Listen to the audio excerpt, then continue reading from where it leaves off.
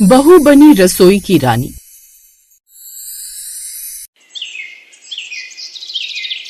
शारदा देवी साड़ी पहने अपनी रसोई में हर चीज को बड़ी सलीके से रखती दिख रही हैं। रिया एक मॉडर्न बहू उत्सुकता से रसोई में प्रवेश करती है। आओ बहू रिया, ये है हमारी रसोई। देखो यहाँ हर चीज का अपना एक स्थान है। सब्जियाँ हमेशा इसी तरह कटेंगी। मसाला पहले भुनेगा फिर प्याज, कोई बदलाव नहीं। जी मम्मी जी, सब बहुत साफ सुथरा है। आपने तो अपने घर की रसोई को बहुत अच्छे से रखा हुआ है। तभी रसोई में कुसुम आती है जो कि रिया की जेठानी थी और कहती है, हाँ माँ जी ने जिस तरह से इस रसोई को रखा है हम हमेशा उसी तरह इस रसोई को रखते हैं, कभी भी कोई भी बदलाव नहीं करते हैं। मैं 40 साल से ऐसे ही खाना बनाती हूँ और आज तक किसी ने शिकायत नहीं की। हमारी रसोई के नियम पत्थर की लकीर हैं। पत्थर की लकीर? लेकिन अगर मैं इसमें थोड़ा बदलाव लाऊं तो? जी मम्मी जी, मैं जरूर सीखूंगी। अभी अपनी सास के हिसाब से जो वो बताती है इस तरह वो सारा खाना बनाकर तैयार कर देती है और खाने की टेबल पर लगा देती है। जैसे ही रोहन ने खाना खाया तो कहा, सच में रिया, तुमने तो बहुत अच्छा खाना बनाया है। लगता है तुम माँ के सारे कायदे कानून सीख गई हो जो रसोई को लेकर बने। शारदा देवी ने ये बात सुनने के बाद हंसते हुए कहा, इस घर में कोई ऐसा है जो मेरे नियम और कानून तोड़ सके? ये नियम कानून मैंने अपनी सास से सीखे थे इस घर की भलाई के लिए। ये सब कुछ देखकर रिया को बहुत अजीब लगता है और उसने अपने मन में कहा, हे भगवान, ये सब कुछ क्या हो रहा है? यहाँ पर मेरी पहली रसोई है और हर कोई माँ जी की तारीफ कर रहा है। माँ जी के कायदे कानून तो कुछ ज्यादा ही है। मुझे इसके बारे में कुछ करना चाहिए।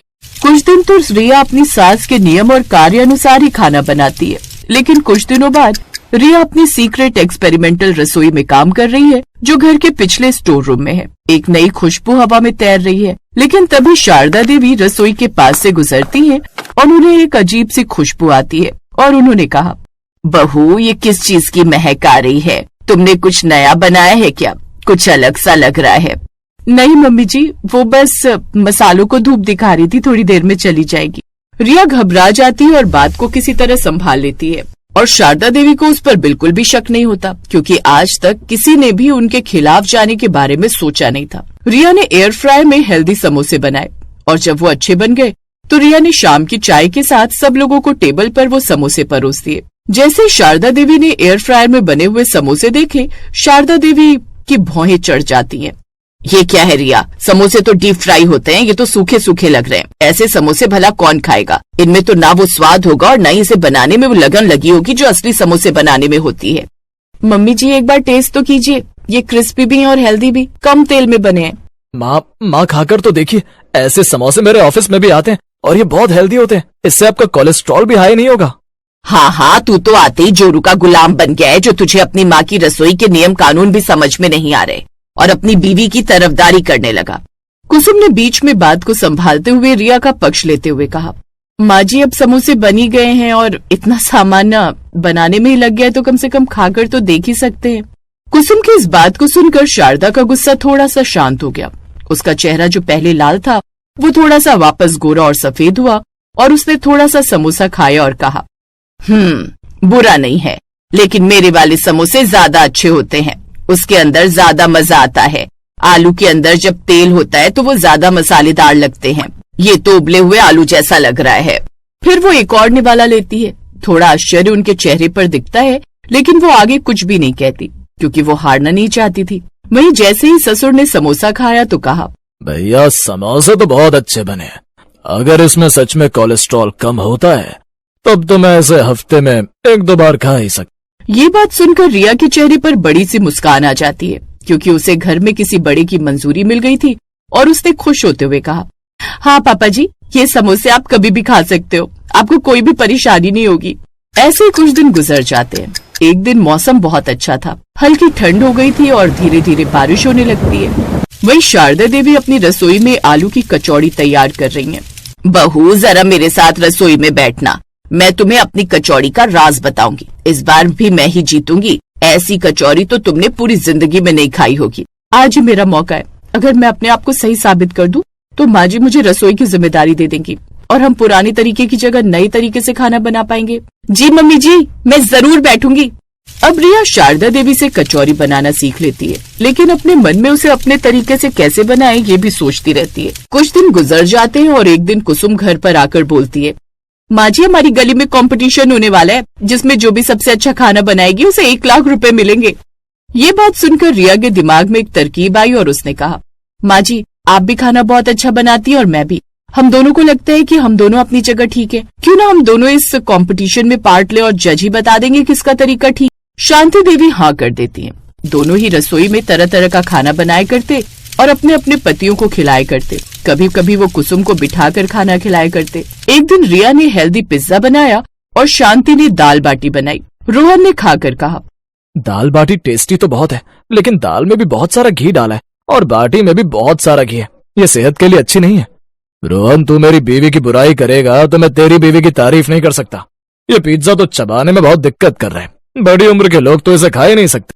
कुसुम ने जब दोनों को इस तरह लड़ते हुए देखा तो झगड़े को शांत करते हुए कहा, आप दोनों शांत हो जाइए। कल तो कंपटीशन है, पता चल ही जाएगा कि किसके खाने में ज्यादा स्वाद है और ज्यादा फायदा है। हम आपस में अपने घर में लड़ाई क्यों ही करें। कुछ दिन गुजर जाते हैं। आज कंपटीशन का दिन था। दोनों सास बहू अपना अपना खाना बना रही थी। पूरे मोहल्ले में बहुत अच्छी खुशबू आ रही थी। सब लोगों की डिश जज ने टेस्ट कर ली थी। अब शारदा देवी की बारी आती है। जज शारदा देवी की कचौड़ी चखते हैं। वाह शारदा जी, आपकी कचौड़ियाँ हमेशा की तरह लाजवाब हैं, लेकिन इस बार हमें इनोवेशन पर आधारित एक और डिश चाहिए। इनोवेशन? ओहो, मैंने तो सिर्फ अपनी पारंपरिक डिश ही तैयार की थी। मम्मी जी, मैं अपने हेल्दी समोसे ले आई हूँ, क्या मैं उन्हें पेश कर सकती हूँ? ठीक है बहू, पेश कर दो, देखती हूँ क्या होता है। रिया अपने एयर फ्राइड हेल्दी समोसे पेश करती है। जज उन्हें चखते हैं और उनके चेहरे पर प्रशंसा दिखती है। शानदार, ये समोसे तो कमाल के हैं। कम तेल में भी इतना स्वाद और क्रिस्पीनेस। ये सच में एक बढ़िया इनोवेशन है और बिल्कुल लेटेस्ट फूड है। रिया को इनोवेटिव के लिए पहला पुरस्कार मिलता है। रिया, तुमने आज मेरी आंखें खोल दी। रसोई सिर्फ पुराने तरीकों से नहीं चलती, उसे नए विचारों की भी जरूरत होती है। मुझे तुम पर बहुत गर्व है बहू। आज से मैं तुम्हें और कुसुम को पूरी आजादी देती हूँ कि तुम अपनी तरह से खाना बना सकती हो। मुझे पता है कि जिस तरह मैं इस परिवार का भला चाहती हूँ, तुम भी इस परिवार का भला ही चाहोगी। घर पर शारदा देवी अपनी रसोई की चाबियां रिया को दे देती हैं। आज से हमारी रसोई की रानी तुम हो बहू। मैं तुम्हें अपने नुस्खे सिखाऊंगी और तुम मुझे नए नए तरीके सिखाना। हम मिलकर कुछ नया करेंगे। जरूरी नहीं होता कि हर बार छोटा बड़े से सीखे, कभी कभी बड़े भी छोटों से कुछ सीख सकते हैं। मम्मी जी, मेरे लिए ये बहुत बड़ी बात है। मैं और कुसुम दीदी मिलकर इस रसोई को बहुत अच्छे से संभालेंगे और कभी कोई दिक्कत भी नहीं होगी। कुछ महीने बाद रिया अपना और अपनी सास का एक YouTube चैनल शुरू कर देती और इस तरह आज हमने मम्मी जी के पुराने राजमा चावल को एक नया इटालियन ट्विस्ट दिया है। मम्मी जी, कैसा लगा? बहुत बढ़िया बहू, लेकिन अगले वीडियो में हम अपने मक्के की रोटी और सरसों का साग को फ्यूजन करेंगे। क्या कहती हो? बिल्कुल मम्मी जी, हमारी सुपरहिट जोड़ी ऐसे ही कमाल करती रहेगी। वहीं कैमरा पकड़कर खड़ी हुई कुसुम ने भी हंसते हुए अपनी सास और देवरानी की तरफ देखा और कहा, सच में रिया, मुझे भी नहीं पता था कि माँ जी तुम्हारे आने से इतनी जल्दी बदल जाएंगी। अगर मुझे पता होता तो मैं पहले ही देवर जी की शादी करवा देती। दोनों हंसते हैं। इस तरह बहू सचमुच रसोई की रानी बन जाती है, जिसने परंपरा और आधुनिकता का एक खूबसूरत संगम बनाया और सास के साथ मिलकर एक नया सफर शुरू किया।